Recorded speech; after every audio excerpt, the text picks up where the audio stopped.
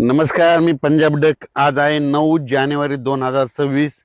मी माझ्या चण्याच्या प्लॉटमध्ये आणि या ठिकाणून महाराष्ट्रातल्या शेतकऱ्याला अंदाज देणार आहे. कारण की काय झालं की आता राज्यात वातावरण बदलणार आहे. मी मागच्या मेसेज सांगितलं होतं की राज्यात 12 जानेवारी पासून वातावरण बदलणार आहे. मग काय बदल होणार आहे ते हे सगळं शेतकऱ्यांना सांगणार आहे. तर आज आहे 9 जानेवारी 2026.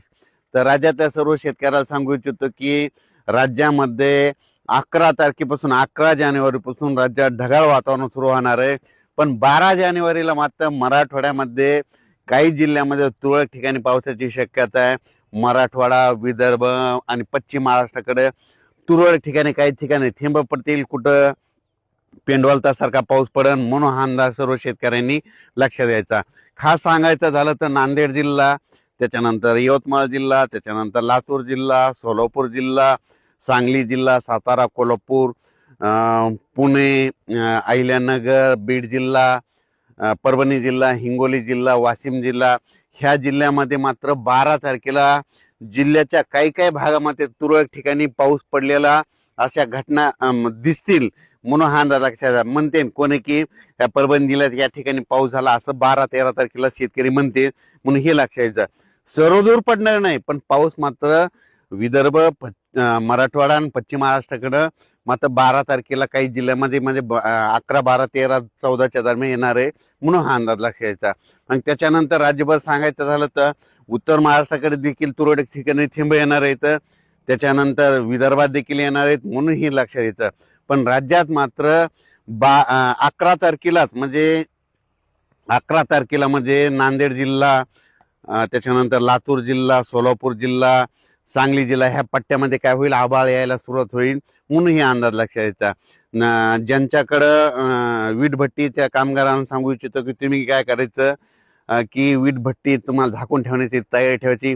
ऊसतोड कामगारांनी हा देखील अंदाज लक्षात घ्यायचा. विदर्भ, मराठवाडा, पश्चिम महाराष्ट्राचे शेतकरी असतील तर 12 तारखेला थोडं पावसाचं वातावरण आहे. म्हणून हा अंदाज त्या शेतकऱ्यांनी लक्षात द्यायचा.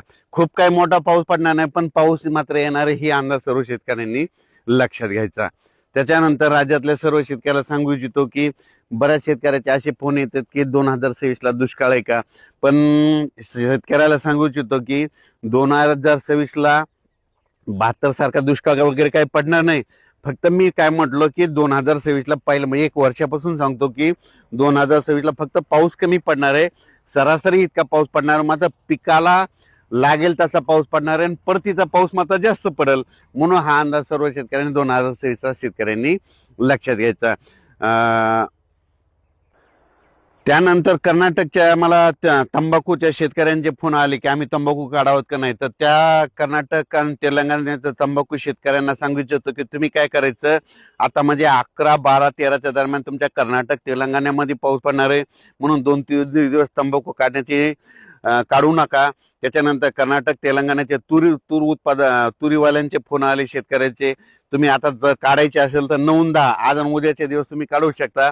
12-13च्या दरम्यान मात्र तुमच्या तिकडे देखील पाऊस येणार आहे. म्हणून हा अंदाज लक्षात घ्यायचा. त्याच्यानंतर नाशिक जिल्हा, त्याच्यानंतर सोलापूर जिल्ह्यातल्या, त्याच्यानं अहिल्यानगर जिल्ह्यातल्या कांदा शेतकऱ्यांचे फोन आले की आमची कांदा काढणी चालू आहे. तर काय करायचं, तर त्यांना मी म्हणतो की आज आणि उद्याचे दिवस काढा. मग आता 11 आणि 12 तारखेला कांदा काढलेला वाटल्यास झाकून ठेवा, नसता थोडा वेळ थांबवा, नसा 12-13 तारखेच्या नंतर करा. म्हणून हे लक्षात घ्यायचं. म्हणजे कारण की काय होईल, थोडाफार पाऊस येईल पण शेतकऱ्याचं नुकसान होईल. म्हणून हे तुम्हाला या मेसेजद्वारे सांगू इच्छितो. आणि राज्यातल्या सर्व शेतकऱ्याला सांगू इच्छितो की राज्यामध्ये आता म्हणजे ह्या 12 तारखेपासून राज्यामधील आता थंडीचा जोर थोडा कमी होईल. पण रात्री आणि त्याच्यानंतर काय होईल, ढगाळ वातावरण राहणार आहे. म्हणून वेलवर्गीयासाठी आनंदाची बातमी, ऊस जे लागवड करणाऱ्यासाठी आनंदाची बातमी. त्याच्यानंतर हरभरा असो या ह्या हरभऱ्याला ज्यावेळेस आभाळ येईल त्यावेळेसच गर्भधारणा होती. म्हणून हरभरा शेतकऱ्यासाठी देखील आनंदाची बातमी. फुलं देखील जास्त लागणार आहेत आभाळ आल्याच्या नंतर. त्याच्यानंतर खास करून तुम्हाला एक या वर्षी सांगू इच्छितो, ज्या वर्षी बोरीच्या झाडाला बोर जर नाही जास्त आले की समजायचं त्यावर्षी ज्वारीचं पीक धोक्यात राहतं, म्हणून हे लक्षात येतं. योगायोगाने यावर्षी तुम्ही बघा बोरीच्या झाडाला बोर नाही तर त्याच्यामुळे ज्वारीचं पीक कमी आहे.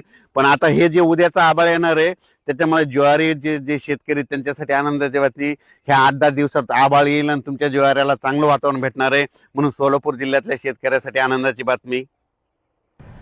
राज्यात सांगायचं झालं तर पाऊस हे सर्वदूर नाही पडणार, फक्त आभाळ मात्र सगळं राज्यभर राहणार आहे. 11 तारखेलाच रात्रीच्या आभाळ दिसून येईल. सगळीकडे पाऊस काही पडणार नाही, त्याच्यामुळे काही चिंता करायची गरज नाही. जिल्ह्यामध्ये समजा 500 गाव असले तर 10-20 गावामध्ये फक्त पाऊस पडेल, म्हणून हा अंदाज सर्व शेतकऱ्यांनी लक्षात घ्यायचा. सर्वदूर काही पाऊस पडणार नाही, त्याच्यामुळे काही चिंता करायची गरज नाही. अचानक वातावरण बदल झाला तर उद्या एक मेसेज दिला जाईल. धन्यवाद.